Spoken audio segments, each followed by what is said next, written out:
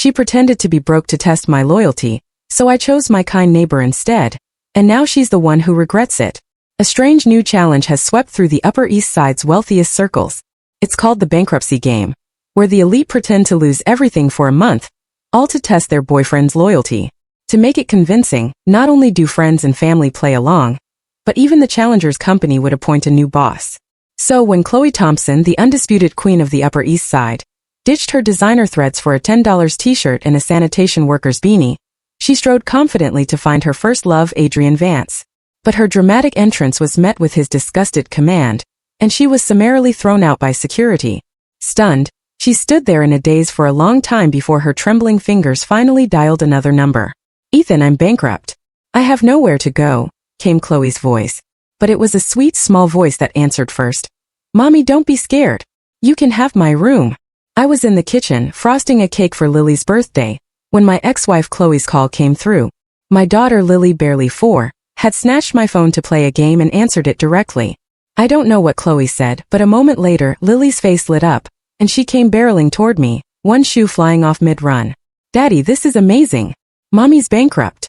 She can come to my birthday party this year." The word bankrupt hung in the air. The call was still connected, showing ex-wife on the screen. The last time Chloe had called me was on New Year's Day, like clockwork, just another holiday. She'd hire me to play the loving husband for her parents' sake.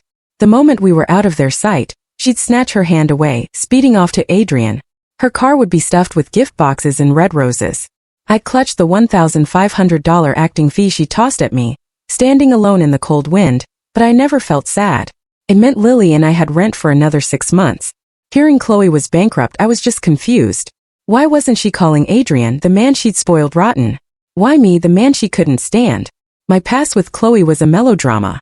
I was the orphan son of the man who saved her father's life. The Thompsons took me in when I was 8, treating me like their own. Chloe, 2 years older, doted on me, protecting me from bullies and showing me the world. I nursed a secret crush, scribbling in my diary, "Ethan likes Chloe. Will Chloe ever like Ethan?" In my senior year of college, I got my answer. Chloe proposed. I was ecstatic, foolishly believing she loved me too. We went to City Hall, bought a $9 marriage license. I didn't know her father had given me 10% of the company's shares as a wedding gift, making Chloe start at an entry-level position. She hadn't married me, she'd married a shortcut. I spent our marriage lost in a dream of love, cooking, ironing, picking her up from late meetings. But after Lily was born, she began an affair with Adrian, an intern 6 months my senior. She claimed Adrian understood her, that he was her soulmate, her true love, and what she felt for me was merely family affection. Her father, a shrewd man, saw through Adrian's cunning and vowed to keep that parasite out of the family. Chloe offered a compromise. She wouldn't divorce me to keep her parents happy, but Adrian would get everything a husband received, short of a marriage license. This was 10 days after Lily's birth. I, who had always let Chloe walk all over me, grabbed a fruit knife and plunged it into my own stomach without a second thought. Marrying Chloe was my mistake. I was young, blinded by love, an utter fool. Her cheating, her treating me like a housekeeper. I deserved all of it. But I would die before I let her ruin my daughter's life too. Blood pooled on the floor. Chloe froze, panicked, terrified, and guilty. Her hands shook uncontrollably as she pressed down on my wound. "Ethan, don't you die." I was stubborn. If she didn't agree to a divorce and full custody of Lily, I'd do it again until I was truly dead. If I died, her father would make Adrian's life a living hell. To protect Adrian, Chloe signed the divorce papers. The day I left, she gave me instructions. We had to keep the divorce a secret. On holidays, I had to return and play the happy husband for her parents. I agreed, but with a fee, $1,500 per appearance. The woman I'd been willing to die to escape was now paying me to come back. She finally lost her composure, her voice tight with anger. "Have you no feelings for me at all? Is money all you care about? Fine, I won't give you a single penny. I'll wait for you to come crawling back, broke and begging." And she was true to her word. The financial compensation mentioned in the divorce papers? I never saw a dime. I was destitute for a while but got back on my feet alone. I never once asked her for help. Thinking back, Chloe pressed her temples. "I was just angry. You were all alone with a baby. How could I really abandon you?" "But your angry words were the reality of my life for 4 years," I replied. My words left her speechless. She glanced around my apartment again. While my things weren't cheap, it was clearly not the home of a wealthy person. A single pair of Adrian's socks cost hundreds. I'd been wearing the same clothes for years. Ethan, I have nowhere to stay, and I haven't eaten all day. Can you take me in? Chloe asked cautiously. I was about to say no, but Lily tugged on my sleeve, her big, grape-like eyes blinking, full of hope and pleading. Daddy, please just let Mommy be here for my birthday. Just this once. All the other kids have both their parents. My heart ached. I knew how much Lily craved her mother's love. Chloe did love Lily in her own way. She'd take her to Six Flags, buy her little dresses, and send entire sets of princess mystery boxes. But one day, Lily came home with her head hung low, saying she'd never bother Mommy again. I dropped the spatula and stormed into Chloe's villa. With a raw strength I'd built from washing 1,000 plates a day, I slapped Adrian across the face again and again, then shoved his head into the toilet, giving that filthy mouth of his a good rinse. After that, Chloe never mentioned seeing Lily again. But today was Lily's birthday, and all she wanted was both her parents. I gave in. Chloe, Lily misses you. You can come over for dinner. A sigh of relief came from the other end. It was the kind of relief that said, thank God, not all my bridges are burned. You're still at the Astoria Grand, right? I'm on my way. I was confused. Where? I've never lived there. I rent a place at the Maplewood Apartments. It's close to Lily's preschool. There's a street full of food stalls right outside. Muffled karaoke music from across the street at night. And the pest control truck makes its rounds like clockwork. A world away from the luxury complex Chloe was talking about. Chloe was silent for a moment, then asked for my current address. Even in cheap clothes, her elegance was undeniable. The moment she walked in, Lily ran and hugged her legs. Chloe stroked her head lovingly, but as her eyes scanned our small two-bedroom apartment, the warmth vanished. You let my daughter live in a place like this? My hand halfway through making tea froze. The apartment was nicely furnished with a clean, natural wood aesthetic. Everything from the appliances to the cartoon rug was picked out by Lily herself, and I paid for it all. No matter how tough things got, I never gave Lily a reason to be ashamed of how she ate, dressed, or lived. Yet, Chloe walked in and immediately started criticizing. Then again, she and Adrian lived in a 5,000 square foot mansion. Of course, this would feel cramped to her. I dumped the tea into the trash and pulled Lily aside. Lily, why don't you go to your room and see if you can find the birthday present Daddy hid for you? The little one's face lit up as she ran into her bedroom. My smile vanished and I shot Chloe a look that could kill. A place like this? You were begging to come to a place like this. You don't even have a roof over your head right now. What right do you have to judge me? Chloe quickly composed herself. Her current role was the broke girl, not a CEO. She sat on the sofa, looking slightly uncomfortable. You misunderstood. I meant, why aren't you living in the house I gave you? I had no idea what she was talking about. What house? When we divorced, I left with nothing but a suitcase and our 3-month-old daughter, Lily. The only money I had came from selling my parents' watch. Chloe's brow furrowed. Ethan, you gave me a child. Even if I didn't love you, I would never neglect my own flesh and blood.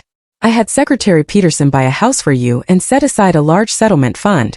You never received it. A house? A settlement? This was the first I was hearing of it. I never got a thing. Are you trying to shake me down now that you're broke? Chloe narrowed her eyes, a wave of regret washing over them. Ethan, I would rather beg on the street than scam you. You're the person I've wronged most in this world. At 7 o'clock, I brought the Paw Patrol cake to the table. Lily shrieked with joy. Wow, Daddy, you're the best. I love you. The parents' group chat was flooded with praise.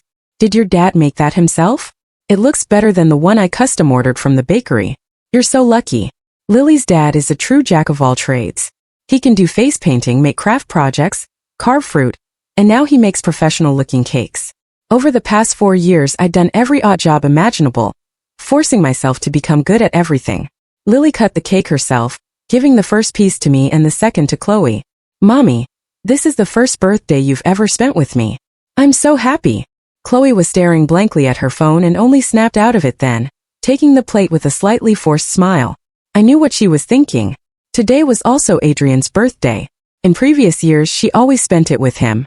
My rival and my daughter sharing a birthday was no coincidence. When she was 9 months pregnant, Adrian, no longer content with taunting me with texts and photos, or mailing me free samples from Chloe's luxury purchases, came to the hospital to provoke me in person. On his birthday that day, Chloe had given him a wedding ring and promised him the wedding of the century. He came to invite me and my unborn daughter to attend. Enraged, I lost my mind and confronted Chloe. The shock and stress of being found out sent her into premature labor. She hemorrhaged badly. They almost lost both her and the baby. For the first time, Chloe scolded Adrian, but his eyes filled with tears. "I just want to be with you out in the open." In the end, Chloe's heart softened, and she pulled him into her arms. "Hush. I'm only keeping him around to protect you." Just one wall away, I was in the delivery room, looking at my tiny fragile daughter. All I felt was disgust and despair. The pain was sharp enough to pierce my soul.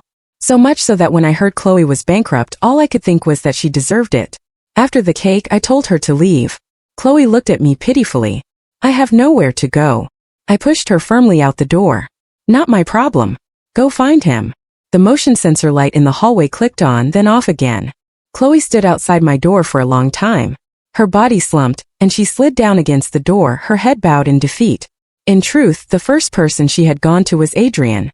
Chloe had thought that after 4 years of spoiling him, giving him anything his heart desired, Adrian would be frantic to hear she was in trouble, and would do anything to help. If he just offered to sell one of his properties for her, he would pass her test. She didn't want to make it too hard on him. Unfortunately, after sizing up Chloe's cheap outfit, Adrian couldn't hide his look of disgust. Her heart felt a sharp sting. Adrian quickly masked it with a smile and welcomed her inside. He figured this was all part of some elaborate birthday surprise. Pretend to be broke, then reveal the real gift. But the next second, Adrian saw a message in a group chat with Chloe's wealthy friends. "The Thompsons are done for this time. Even her parents fled the country overnight. They sold the company and still owe $100 million. Chloe will be paying that off for the rest of her life." Another friend replied, "Not necessarily. She bought Adrian all those condos and luxury goods. He can sell them to pay it off. He'll just have to get used to living a simple life with her." Then someone remembered, "Wait, isn't Adrian in this group chat?" Someone else cursed under their breath. He was immediately kicked from the group. Adrian's eyes went wide. It was all too real. Before they called him family. Now they kicked him out with an insult. A storm was brewing, and he had to protect himself. "Your family's bankrupt. What does that have to do with me? Are we married? Does your family even accept me? Why should I have to sell my properties?" Chloe's heart hammered in her chest. She couldn't believe what she was hearing. How could her sweet, understanding boyfriend suddenly turn into this monster? "Adrian, what are you saying? I've given you everything but a marriage license. I practically tore my heart out for you. I left my husband and child for you." Chloe thought this would remind him of everything they'd been through. Instead, Adrian just sneered. "You gave me all that willingly. I've never heard of anyone asking for gifts back. Besides, I slept with you for 4 years. You didn't expect that for free, did you? And anyway," seeing the fury in Chloe's eyes, Adrian's tone became even more scornful. "A woman who could abandon her own husband and child? Do you really think I'd ever trust you? You didn't even care about the daughter you nearly died giving birth to. For all I know, you'd do the same to me the second someone new came along." Chloe swayed on her feet, unable to argue. Adrian tapped on his phone. "You're useless to me now anyway, so I'll do you a favor and tell you why your husband was so desperate to divorce you. From the first time we slept together, I secretly sent him photos of everything. Our dates, us in bed, the gifts you bought me. The man has incredible patience. I had to push him to a complete mental breakdown before he finally snapped. I'm not a fool like him. I'm not going to be your free housekeeper or your sperm donor." A lightning bolt of realization struck Chloe. So Ethan had given her chances. So many chances. Adrian dropped the act completely. "Miss Thompson, I studied your social media profiles from the day I started at the company. I know all your likes and dislikes. What you thought was a soul connection was just me doing my homework. Frankly, keeping you entertained was exhausting." Chloe finally snapped, lunging at Adrian and wrapping her hands around his throat as if to strangle him. You were only after my money. You used me. You destroyed my marriage. You almost cost me my child. My father was right about you. You're a parasite." Before Chloe could finish, she was dragged away by the security guards Adrian had called and thrown out of the building. It was the end of June, but Chloe was shivering as if it were the dead of winter.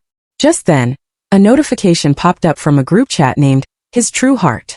The same friends were checking in. "Chloe, we just put on that big show for you. Is Adrian frantically selling his condos to save you?" Chloe typed back furiously. "The only man in this family is named Ethan, and I'm going to get him back." At 7:20 the next morning, I opened my door. A tall figure was sprawled across my doorstep. I stepped over Chloe's waist and Lily, wearing her backpack, giggled and hopped over her. Chloe rubbed her sleepy eyes and hurried to catch up. naturally taking Lily's hand. I was about to knock her hand away, but Lily beamed. Mommy, can you wait at the school gate for a little while today? I want everyone to know I have a mom. Then they'll stop saying mean things about Daddy, and those other moms will stop bothering him. Lily, I cut her off. Chloe gave me a sorrowful look. I used to be the most passive person you'd ever meet, but now I was sharp and aggressive. She could only imagine the harassment and hardship that caused such a profound change. Chloe picked Lily up. Of course, I won't just stay for a little while. From now on, Mommy will be with you and Daddy every single day. She reached out to take my hand, but I pulled away. Filthy. At the preschool gate, Chloe, nearly 6 foot tall, stood out and caused a stir. Lily, is that your mom? She's so pretty. She and your dad make a perfect couple. Why does your dad look so angry? He's not even talking to her. I wanted nothing to do with Chloe, but I needed her help with the house situation, so I tolerated her presence for now. I got on the bus and took a seat in the very back. Chloe sat next to me. The moment the bus started moving, I moved to a different seat.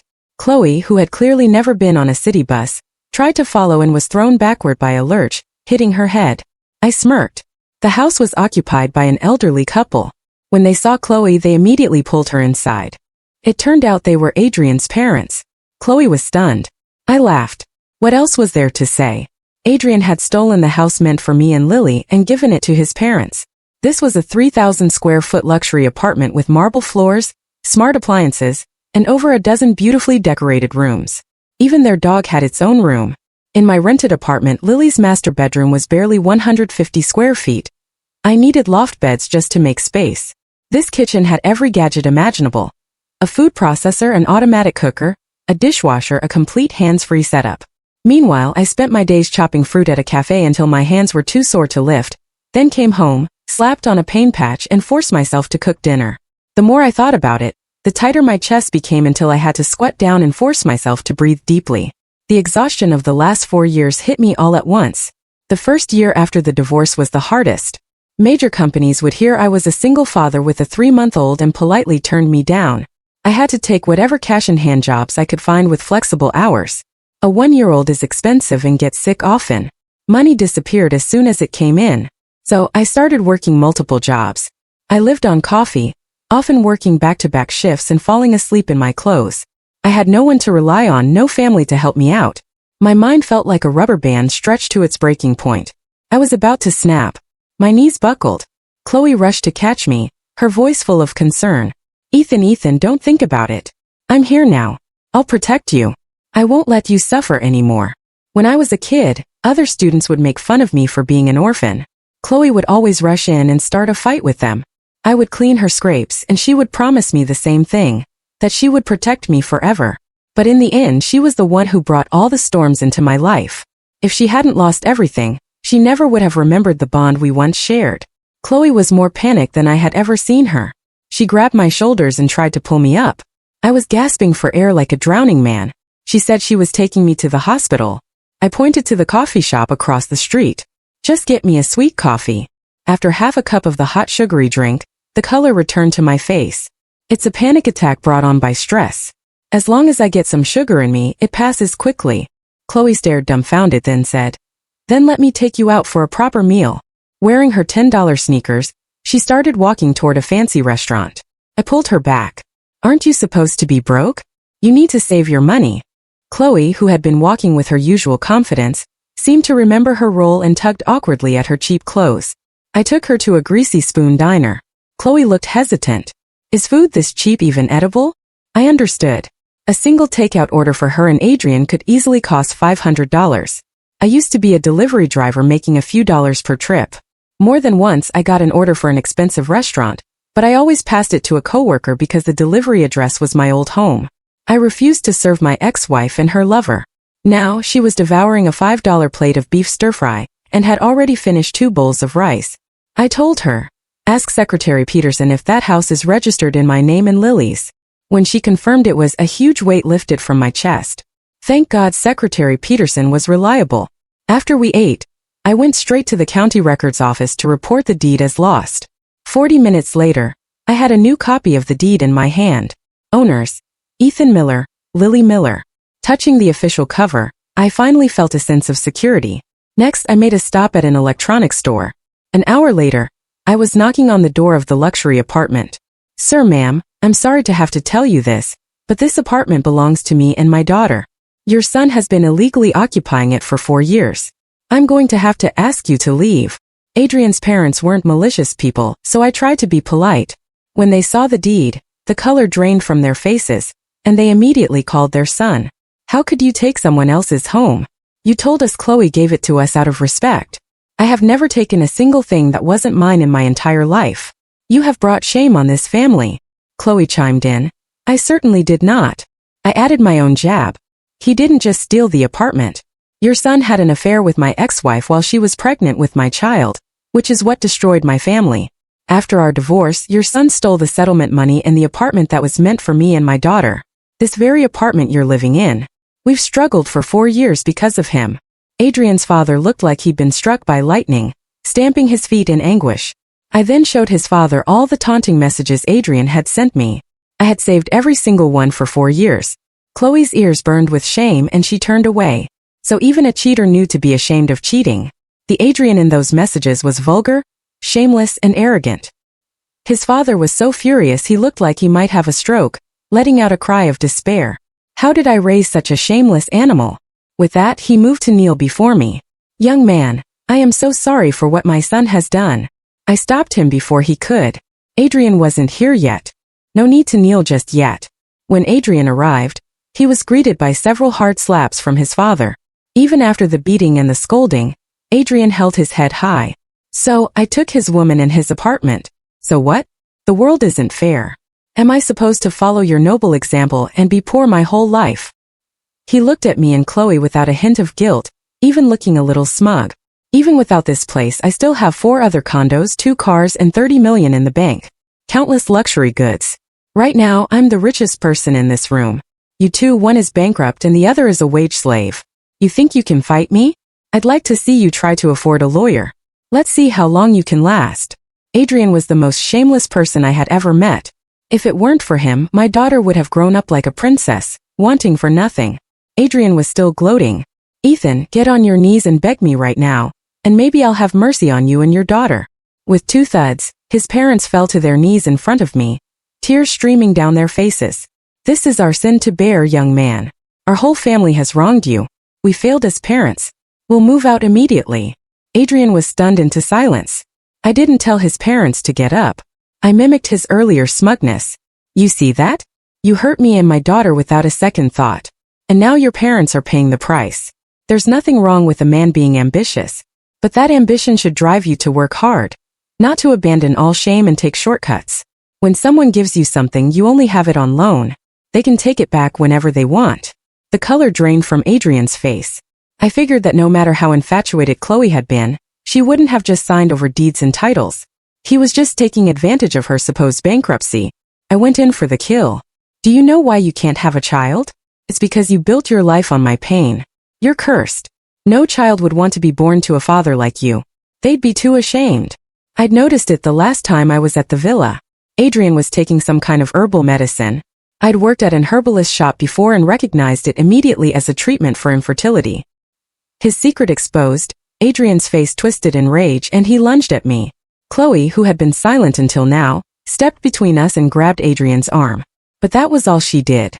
Adrian smirked, looking at me as if he'd already won. Of course, Chloe was always on his side. She always chose him. The last time when I'd shoved Adrian's head in the toilet, Chloe had rushed in and shoved me so hard my back slammed against the sink, and I fell to the floor, the pain so intense I couldn't get up for 5 minutes. I just had to watch as she fussed over Adrian and helped him out the door.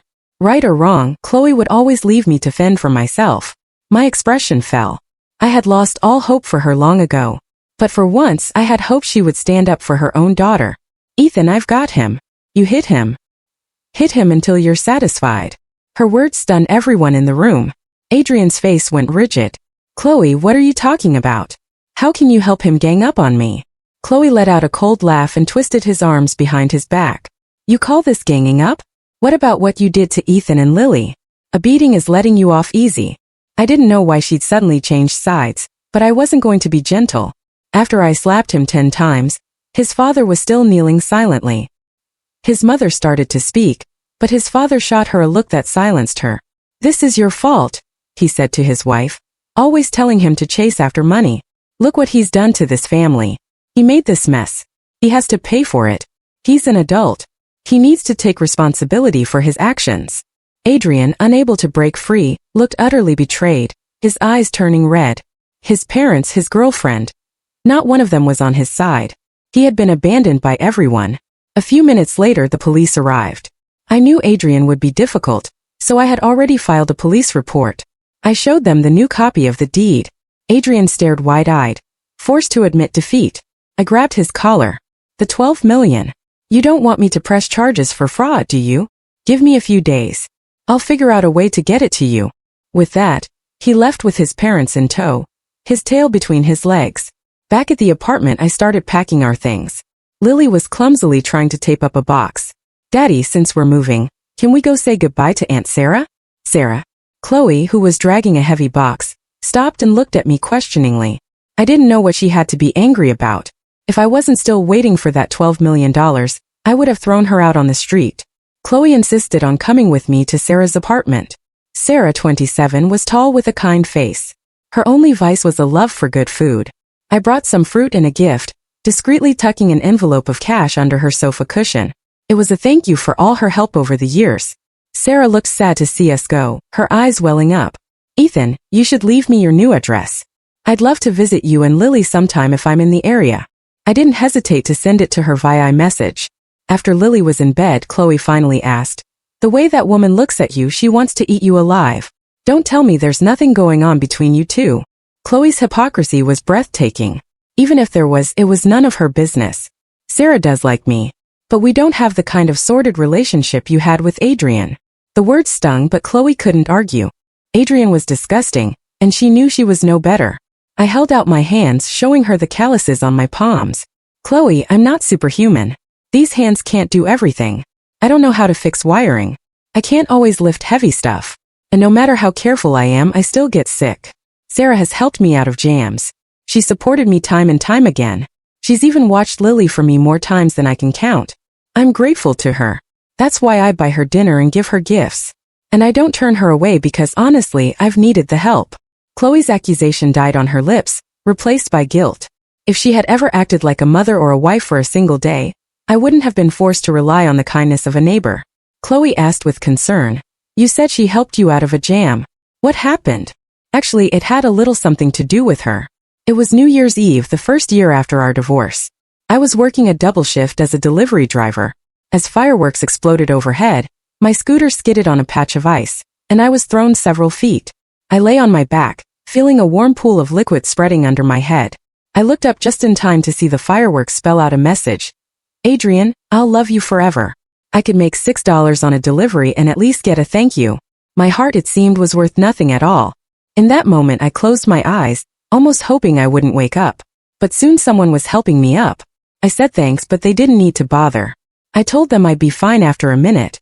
Sarah, a pastry chef, maybe felt sorry for the delivery guy working himself to death. Or maybe she was just surprised when she took off my helmet. She drove me to the hospital, paid the bill, and even brought me hot food. A stranger's kindness got me through that miserable night.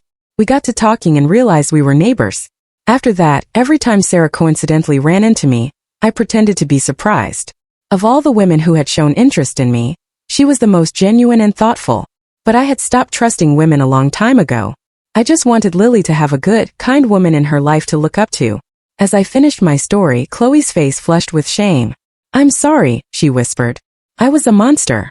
I never thought about you or Lily. You carried everything on your own. From now on, I'm going to take care of you both. I just smiled, said nothing, and went to my room to sleep. Undeterred, Chloe updated her friends in the His True Heart group chat. Upgrade. I'm sleeping on the couch tonight. And he even took me out to eat. I'm going to be on my best behavior tomorrow. Her friends all cheered her on. One of them, who also knew me, wrote, why didn't you see this before? When Ethan was with you, he could have asked for money, cars, and jewelry just like Adrian did, but he never did. All he ever wanted was you. You were the one who broke him. In the middle of the night, half asleep, I got a text message. I love you so much, honey. I rolled over. Idiot. The next day, Chloe was up at the crack of dawn. She cheerfully went out to buy breakfast and then helped Lily with her hair. During the move, she did all the heavy lifting, not letting me strain myself at all. I figured she was just trying to butter me up so she could stay. She was broke and had nowhere else to go. The new apartment had plenty of space, so I let her stay for the time being. After all, I was still waiting on my $12 million. But before the money arrived, an online mob did. The moment I stepped out of my new building, I was ambushed by a group of people who started punching and kicking me. Someone had spray-painted "Monster" in red on our front door and dumped foul-smelling garbage on our doorstep. Lily ran out crying to help me and was shoved to the ground. Chloe quickly ushered Lily back inside and locked the door before confronting the attackers. Apparently, a secretly recorded video had gone viral online. It was heavily edited with no context, just two elderly people kneeling before me while I stood over them, seemingly mocking them. At first glance, it looked like a clear case of elder abuse. Adrian, his face still bruised, had done a live stream claiming I had assaulted him, thrown his elderly parents out onto the street, and was extorting $12 million from him. He had also accidentally leaked my new address, which explained the morning's attack. I understood he was trying to get out of paying me. He wanted to make it impossible for me to live in peace. The image of the kneeling parents was incredibly inflammatory. If his parents stuck to the story, it would be my word against theirs. As soon as I realized his plan, I called the police. The attackers were arrested quickly. Then I created a new social media account and uploaded a 3-hour-long video. It was the complete, unedited footage of the entire incident from that day. The video and audio were crystal clear, capturing every word. It was recorded on a micro camera I'd picked up at that electronics store. I had secretly placed it on a bookshelf opposite the sofa when I first walked in, just in case things got messy. In the last 4 years, I dealt with more than my fair share of crooks and liars. I had learned the hard way to always protect myself. As soon as the video was posted, the tide of public opinion turned. Adrian, who had manipulated people's sympathy, was flooded with furious comments. So it was the wronged husband confronting the homewrecker, and the rightful owner evicting a thief. If it were me, I would have hit him harder. That snake knows how to twist the truth. Does this guy have any shame using his own parents like that? What do you expect from a homewrecker? But I wasn't finished. I screen recorded every single taunting message Adrian had sent me 4 years ago. I paired them with a detailed account, including photos of the hardships my daughter and I had faced over the last 4 years. I could have exposed Chloe's affair years ago. I held back, not for her sake, but to protect her parents' reputation and their company. They had been like parents to me, and I owed them a great debt. But now, with the company supposedly gone and her parents out of the country, they were insulated from the fallout. I had no reason to hold back anymore. If Adrian wanted to play dirty, I would bury him. After making sure Lily was off the internet, I hit post. Adrian's comment section exploded. My God, this guy is the king of homewreckers. It wasn't enough to steal his wife and his money. He had to steal the house and settlement meant for his daughter too. Shameless. You love sending pictures of yourself in bed to the husband? Why don't you just become a porn star? Did your parents teach you no shame? You drove the husband to a mental breakdown and nearly killed the mother and child during childbirth. You're a real piece of work. I hate homewreckers more than anything. I'm coming to find you. Adrian was so scared he didn't leave his apartment for days. The backlash also hit Chloe and the Thompson Corporation. Hey everyone. I screenshotted all of the cheater and her boy toys romantic Instagram posts. Look, while the husband and daughter were suffering, these two were on vacation. The watch on his wrist in this picture alone could have supported the father and daughter for 4 years. How could you be out eating $1,000 steaks with your lover, while your own daughter was going hungry? Are you a monster? You dressed your lover up in designer clothes while your husband wore outfits that cost less than $50. What did he ever do to you to deserve that? Your husband was an orphan, and you and your lover ganged up on him. Do you have a conscience? Oh right. You don't. A person with a conscience wouldn't cheat on their pregnant husband. As the flood of insults poured in, Chloe was sitting right beside me.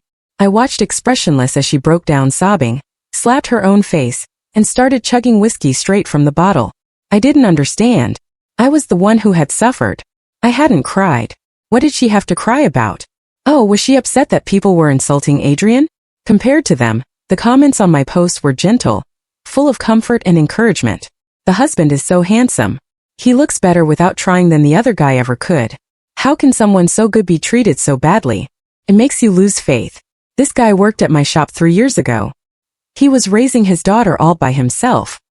He'd eat nothing but bread and water himself, but he made sure his daughter was always well fed and happy. She was such a sweet kid. Never cried. They were both so strong. Sir, did you get your apartment back? Did that scumbag pay you the settlement money? If he hasn't, we'll make him. I replied to each one. Their genuine kindness coming through the screen gave me strength. The men who had attacked me came to my door to apologize. They paid for the damages, fixed the door, and even brought a gift for Lily. They said they had been manipulated by the video. Afterward, they went straight to Adrian's building and unfurled a banner. Apartment 801, home of a professional homewrecker. Single ladies welcome. Adrian's door was knocked on constantly. Some people came looking for a fight, others were looking for a good time. He lived in constant fear. Someone set up huge speakers outside his building, blasting a single question on a loop. Has Adrian paid the money back yet? Someone else rented the apartment across from his and set up a 24/7 live stream pointed at his front door.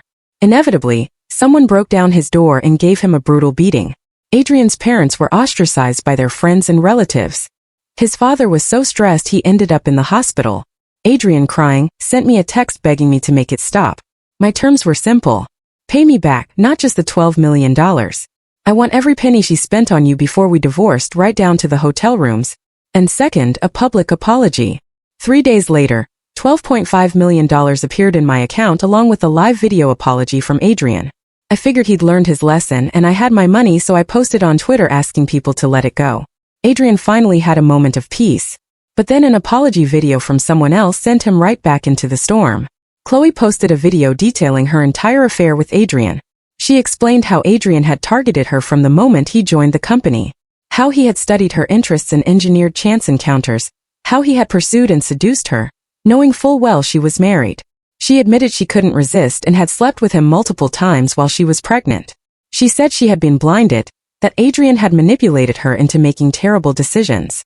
She said she deeply regretted hurting the one person who had truly loved her. She said it took all of this for her to realize who was truly important. And from that day forward, she would prove it with her actions. She wasn't asking for forgiveness, only for a chance to make things right for me and our daughter. She would finally fulfill her duties as a wife and a mother, and she invited the entire internet to hold her accountable. Half the comments were still vitriolic, but the other half were willing to wait and see. Chloe started treating me incredibly well. So well that she would even wash my hair for me. So well that she peeled all my fruit. But just being nice to me wasn't nearly enough. I mixed a sidecar and handed it to Chloe. Do you know why Adrian felt so comfortable taking what belonged to me and Lily? The glass paused at her lips. Because I couldn't tell right from wrong? Because I always took his side. I shook my head. Because no matter how many times he hurt me, he never faced any consequences. You're right. She downed the drink in one go. 2 days later, Chloe filed a lawsuit against Adrian, demanding the return of every asset she had ever given him. Her legal team was ferocious. I asked her how she could afford them. She said they were working pro bono, having contacted her hoping to use the high-profile case to make a name for themselves. Adrian was able to return some of the condos, cars, and luxury goods. But his daily expenses had been extravagant. Everything he had taken, he was now being forced to give back. He ran out of assets to liquidate. But if he couldn't pay with money, there were other ways to pay. Chloe's final gift to Adrian was a pair of silver bracelets and a long stay in a state-funded facility. The internet cheered. Justice had been served. Chloe considered everything she got back from Adrian to be tainted, so she sold it all. She tried to give me the $75 million she made as an apology. I gave it back to her. The money I have is more than enough. Your family is bankrupt. You should use this to pay off your debts or start a new business, work hard and bring your parents home. It must be hard for them to be away. My reaction surprised Chloe, but on reflection it shouldn't have. I loved her parents dearly. She took the money back. Okay, I'll consider it a loan. Chloe sent a screenshot of our conversation to her group chat. He gave the $75 million back to me. His true heart chat exploded. Amazing. Chloe, your little game actually worked. You found out who was for real. Holy crap. $75 million? Where did you find a guy like that? Were you blind? How did you ever let him go? Ethan has been through so much. You really owe him. Don't lie to him anymore. The group's name, His True Heart, seemed incredibly ironic. Can you really find a true heart through deception? A few days later, Chloe confessed she wasn't broke. The whole thing had been a test for me and Adrian. I was surprised, but it was good news. Her parents were fine. Adrian had shown his true colors, and Lily had her mother back. I asked what the prize for the game was. A diamond ring. It's worth about $8 million. I helped you win it, so it's mine. Seeing that I wasn't angry about the deception, Chloe's face lit up. Of course, honey, she said so naturally. She touched my wrist, noticing it was bare. That afternoon, Chloe dragged me to the mall for a shopping spree. Watches, clothes, bags. I accepted everything she bought for me, even throwing in a few compliments like Adrian used to. She was ecstatic to be spending money on me. Dressed in a designer suit and covered in expensive accessories, I looked like a new man. Chloe posted a photo of me on Twitter, and the comments rolled in. Now that's more like it. Keep spoiling your husband and child just like this. We'll be watching. In the days that followed, Lily and I were either at Disney World watching the fireworks, in DC for the cherry blossoms, or in Florida eating key lime pie. Our happiness was plain to see. The online critics slowly started to back off. Seeing the Thompson Corporation's reputation recover, and its stock price climb, I could finally relax. I made a call to her father. The day the game officially ended, I got the diamond ring and was added to Chloe's group chat with her friends. Wearing that ring, I went to see the person Chloe had originally intended to give it to. Adrian looked pale and gaunt, a fresh cut on his forehead. I spoke first. Did you know Chloe was just pretending to be bankrupt? It was all a test. Adrian stared at me for 2 seconds, then his face contorted with rage. What are you talking about? She was pretending? Impossible. Her friends all cut her off. I even went by her office. There was a new CEO. She hired him, I clarified. Adrian shook his head, looking utterly defeated. Then he looked at my designer clothes and expensive watch and understood. They were the spoils of victory. So you passed the test. You were willing to pay off her debts. I guess it's true what they say. Fortune favors the foolish. I smiled and changed the subject. You know, you're not without talent. You could have made a good life for yourself on your own. At least you wouldn't be in here. You can't rely on women, you know. In the end, they only love themselves. A bitter smile touched Adrian's lips, and then 2 tears streamed down his face. I never meant to take your house or your money, he said, his voice cracking. But I couldn't stand it. Why was she sleeping in my bed, but warning me that you could never find out? Why did you have to force the divorce when she didn't want it? Why did she give you so much money after you left? Why did she lock herself in her room and cry the day you walked out? Looking at the hysterical man in front of me, it all clicked. No wonder you lost, I said. No wonder you kept making such stupid mistakes. Maybe it was just a little, but Adrian had actually fallen in love with Chloe. As for why Chloe was being so good to me, it was probably because of something else. Back when I was hopelessly in love with her, Chloe had handed me a share transfer agreement. She told me it was for the wedding plans and asked me to sign. I pretended not to even read it and signed without a second thought. Back then, I loved her so much I would have given her anything to help her succeed. Chloe had always known that I didn't care about money. I only cared about her. But what did that matter? She still fell in love with someone else. Her coming back to me now only meant she had finally realized how rare true devotion was. But my love for her had died long ago. It died the moment I saw our daughter, tiny and fragile as a kitten, while Chloe was out in the hallway being comforted in Adrian's arms. At the end of the summer, Chloe produced a document, her hand covering the top half. It's Lily's school transfer form. Just sign at the bottom.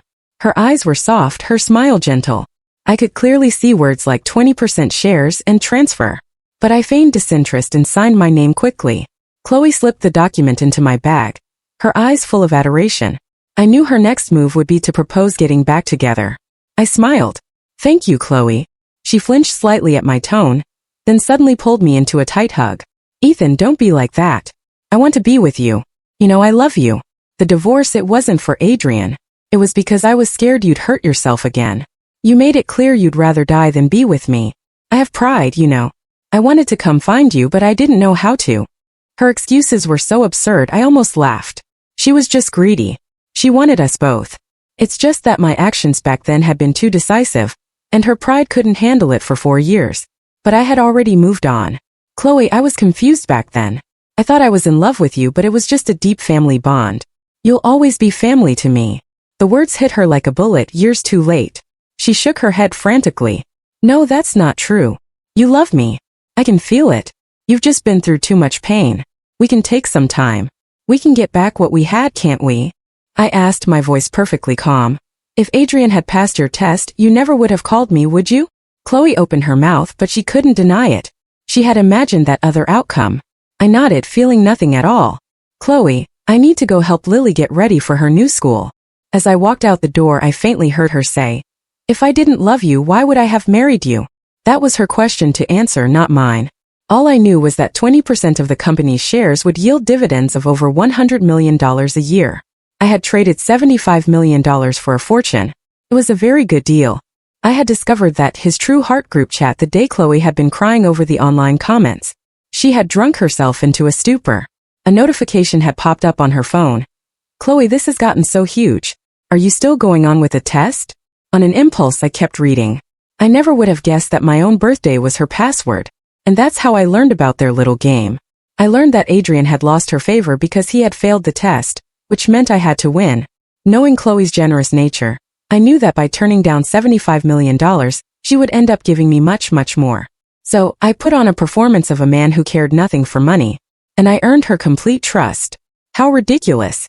A group of rich kids who played with people's emotions, and they called their group his True Heart. A true heart? What's that worth? Money is what matters.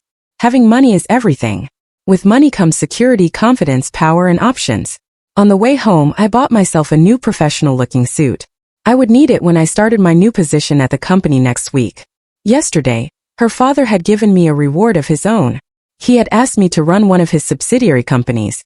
On the way, I stopped at a toy store and bought the designer toy Lily had been wanting for months. I wondered how I was going to explain to her that from now on, Mommy was going to be Aunt Chloe. But Lily took it in stride. It's okay because Mommy's a traitor, right? She chose Uncle Adrian over me, and she chose Uncle Adrian over you. So you're the most important person to me, Daddy, and I'm the most important person to you. I never thought a 4-year-old could be so perceptive. I knelt down and pulled her into a tight hug. I would make sure Lily grew up to be a true princess. I would pave her path with gold. Chloe was heartbroken. She holed up in her mansion for days, then went and sat outside my new building for half a day. Finally, she went back to her family's estate. Her parents were sitting in the garden. She went straight upstairs and opened the door to my old room. She lay down on my bed and fell asleep, deciding she would stay there for a while. When she woke up, she opened the desk drawer. There wasn't much inside. An eraser from elementary school, his glasses from high school, a cheap ring he'd bought with money from a summer job, and a few diaries. She took them out and began to read one by one. She smiled as she read about our childhood memories. Gradually, the entries changed, turning into love letters. They were filled with the young boy's secret love for the girl who was like his older sister. The more Chloe read, the more her vision blurred with tears. On the very last page, there was only a single line. Ethan likes Chloe. Will Chloe ever like Ethan? The question from an 18-year-old Ethan echoed across time, demanding an answer from the 28-year-old Chloe. She instinctively moved to write down the word, but unfortunately, she didn't have a pen. She opened the other 2 drawers, but there was no pen in them either.